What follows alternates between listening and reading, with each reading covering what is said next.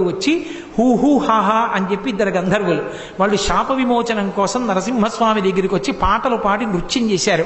ఆయన తొడ మీద చెయ్యి వేసుకుని ఇలా తాళం వేస్తూ కూర్చున్నారు. ఆ కూర్చున్నటువంటి స్వరూపాన్ని ఛత్రవట నరసింహస్వరూపం అంటారు. అక్కడికి వెళ్ళి సంగీతం పాడుతుంటారు కొంతమంది పెద్దలు. కాబట్టి ఛత్రవట నరసింహుడు. ఆ తరువాత వచ్చినటువంటి ఇంకొక నరసింహస్వరూపమే మహానుభావుడిది 7 అయిపోయిన తర్వాత 8వది భార్గవ నరసింహుడు.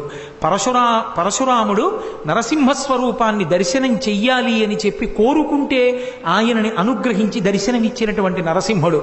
9వ నరసింహస్వరూపం ఒకటి ఉంది. ఆ చిట్ట చివర వచ్చింది వరాహ నరసింహస్వరూపం.